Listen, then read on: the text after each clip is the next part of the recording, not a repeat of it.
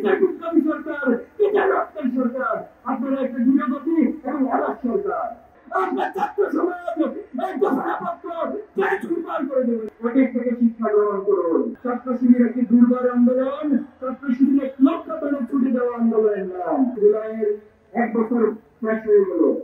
আমরা কতটুকু পেয়েছি? আজকে যে গণহত্যার বিষয়ের কথা শহীদ পরিবারগুলো বারবার বলছে, তারা আত্মরাত করছে, তাদের সন্তানের বিচার চায়। কিন্তু এখনো পর্যন্ত আপনারা দৃশ্যমান কোন অগ্রগতি দেখাতে পারেন নাই। 1 বছর পর যে হত্যাকাণ্ডগুলো আমরা চাক্ষুষ প্রমাণ রয়েছে, যে রক্তের দাগগুলো এখনো দগদগে আমাদের চোখের সামনে আসছে, এখনো প্রত্যেক ভিডিওগুলোতে আমরা দেখছি কারা শুট করছে, কারা হত্যা করছে, তারা গুলি করছে। অথচ 1 বছর পর আপনি একজন হত্যাকারী বিচার করতে পারলেন না। আপনার কিসের বিপ্লবী সরকার, কিসের রক্তের সরকার? আপনারা একটা দূরগতি এবং অনাথ সরকার। সংগ্রাম করতে আজকে জুলাইয়ের ঘোষণাপত্র হওয়ার কথা রয়েছে। আমরা সরকারের বিভিন্ন সোর্সের মাধ্যমে তথ্যের মাধ্যমে জেনেছি। আমরা এবার তো আহ্বান জানাবো, এই ঘোষণাপত্রে শহীদ জাতিদের বাংলাদেশের ইতিহাসের সঠিক ব্যাখ্যা সহ বাংলাদেশের প্রত্যেকটি নাগরিকের অধিকার নিশ্চিতের জন্য আগামী দিনে যদি কেউ ফ্যাসিস্ট হতে চায়, সেই ফ্যাসিস্ট হওয়ার রক্ত রুদ্ধ করার জন্য একটি সমৃদ্ধ ঘোষণাপত্র পেশ করবেন। যদি ঘোষণাপত্র নিয়ে কোনো টালবাহানা করা হয়, যদি ঘোষণাপত্রে কোনো ব্যক্তি গোষ্ঠী দলের বক্তব্যের প্রতিচ্ছবি হয়, আপনার ছাত্র সমাজ এই ঘোষণাপত্র চুরমার করে দেবে। এই ঘোষণাপত্র প্রত্যেক শহীদ জাতিদেরকে স্বীকৃতি দিতে হবে, এই আন্দোলনকে স্বীকৃতি দিতে হবে। আমরা খুব দুঃখের সাথে দেখেছি যে আন্দোলন ছাত্র সমাজ তৈরি করেছিল, এই আন্দোলনের মধ্যে দিয়ে বাংলাদেশের মুক্তি এসেছে, অথচ এতগুলি সংস্কার কমিশন গঠন করা হয়েছে, শিক্ষা সংস্কারের নামে কোনো কমিশন গঠন করতে পারেন নাই। একটু লজ্জা, একটু দুঃখজনক, এই সরকারের জন্য আর কিছু হতে পারে না। আজকে আমাদের ছাত্র ভাইরা সে মানসিক প্রধানের মধ্যে দিয়ে এখন যাচ্ছে।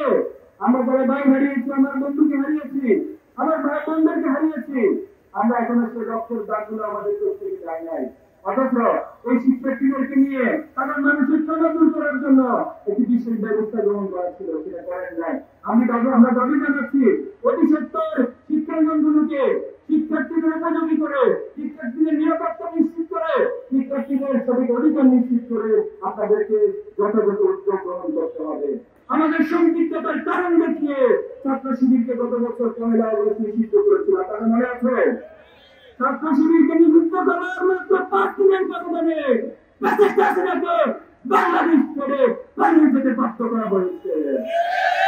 এই জন্য অতীত থেকে শিক্ষা গ্রহণ করুন। আমরা আবার বলছি, অতীত থেকে শিক্ষা গ্রহণ করুন। অতীত থেকে শিক্ষা না নিয়ে যদি আবার আপনারা একই ভুল করেন, একই গর্ত ছাত্র শিবিরের জন্য করেন, আপনাদেরকে সে একই গর্তে পতিত হতে হবে। এখন আমরা বলি আমাদেরকে যারা ভয় দেখায়, আমাদেরকে বলছে তারা পালিয়ে যায়, কিন্তু আমরা এই জমিনে টিকে থাকবো ইনশাআল্লাহ।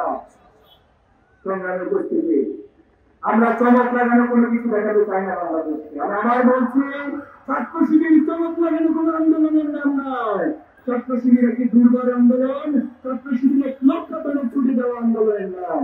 আমরা আমাদের প্রতিষ্ঠা লগ্নে থেকে অনেক ভাইকে হারিয়েছি, অনেক সমাজের পথ মারি দিয়েছি, আমাদের 7 জন ভাই এখনো দিন রয়েছে। এই সরকার এখন 1 বছর পার হওয়ার পর এখনো আমাদের বিরোধিত বাইরের সম্মান করতে দিতে পারে নাই। আমরা সকল ব্যথা, সকল কষ্ট আমাদের অন্তরে ধারণ করে আমরা সাহস সঞ্চার করেছি। আমরা বলতে চাই, আমাদের এই যাত্রা অনন্তকালের দিকে, আমাদের এই যাত্রা অনন্তকালের দিকে।